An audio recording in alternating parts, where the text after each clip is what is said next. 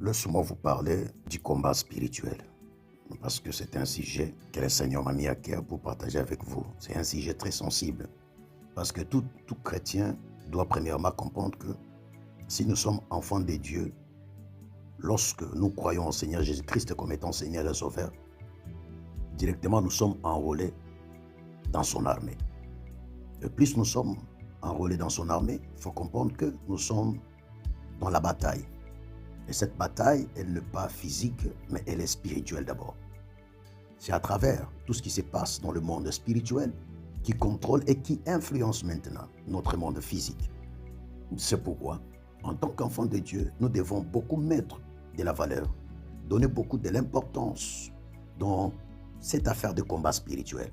Elle n'est pas moindre comme on la prononce, mais elle a des secrets, elle a des mystères, elle a des choses qu'on doit d'abord comprendre dans les fonds parce que la vie du combat spirituel, c'est toute notre vie sur terre.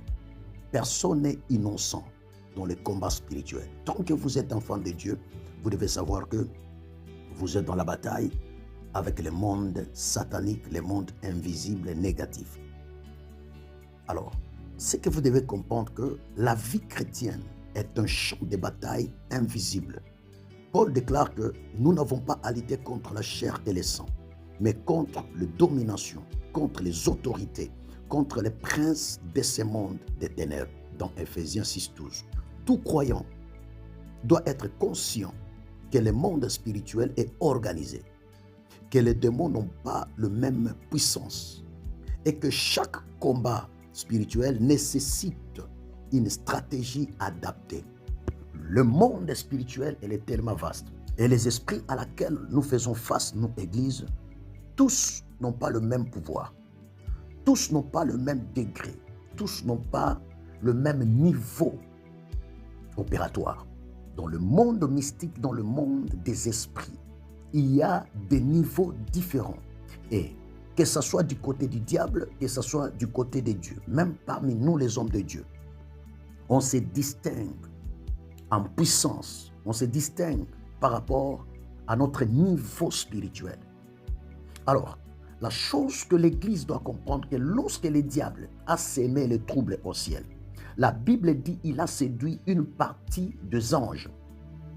La Bible dit un tiers des anges ont été séduits par le diable. Il les a convaincus d'être dans son camp, de travailler pour lui. Et vous devez savoir, si la Bible nous parle d'un tiers des anges, cela veut dire parmi les anges qui ont suivi les diables, il n'y avait pas toujours des petits anges, il n'y avait pas toujours de petits esprits.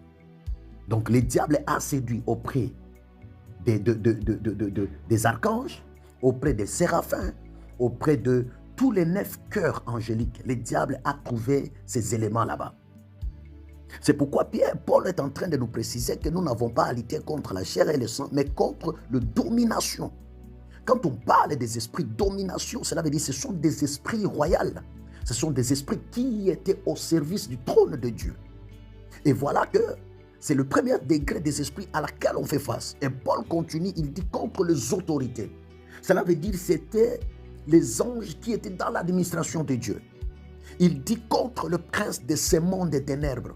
Donc cela veut dire nous ne combattons pas avec un niveau de puissance démoniaque, mais nous combattons avec différents degrés de pouvoir satanique et démoniaque, à laquelle la prière dont vous avez fait hier pour une personne et qu'il a obtenu la faveur de Dieu, il a obtenu la solution.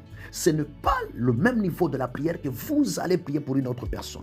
À chaque fois que nous rencontrons des personnes, et par rapport à leur capacité et par rapport à leur degré, ou soit un niveau de possession, donc la prière en tant qu'homme de Dieu, enfant de Dieu, doit être aussi différent parce que on n'est pas là, on ne s'engage pas toujours aux petits esprits, mais on s'engage aussi à des grands esprits par rapport aux personnes et par rapport au niveau à laquelle nous sommes en train d'atteindre dans notre parcours de la foi. Alors, je voulais dire aux hommes de Dieu et aux enfants de Dieu que lorsque vous lisez la Bible, vous allez voir que les disciples ont reçu quelqu'un qui avait la maladie de l'épilepsie. Et la Bible dit que les disciples ont prié. Ils ont chassé les démons et les démons n'est pas parti. Lorsque la personne a vu Jésus, il a amené le rapport que j'ai amené mon fils chez tes serviteurs et ils n'ont pas pu faire quelque chose. Alors quand Jésus a demandé aux disciples, ils ont dit à Jésus, nous l'avons chassé en ton nom. Alors Jésus a dit, le problème n'est pas de chasser ces démons en mon nom, mais le problème est que cette sorte de démon ne sort pas toujours lorsque vous citez le nom de Jésus, mais ça sort lorsque vous ajoutez aussi un jeûne de prière à vos déclarations. Cela veut dire quoi? Il y a des esprits, des espèces à laquelle lorsque vous faites face à ces esprits, vous devez être dans un état de jeûne.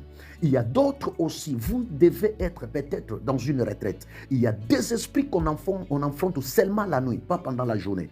Et il y a des esprits qu'on affronte lorsque vous mettez un symbole, par exemple de l'eau dans une tasse et puis vous commencez à travailler. Il y a des esprits à laquelle, lorsqu'on les chasse, nous devons être toujours à l'extérieur. Il y a des esprits aussi, lorsqu'on les sache, il faut au moment où la ligne apparaît, le full ligne apparaît. Il y a aussi des combats à laquelle on les affronte lorsque une nouvelle ligne apparaît.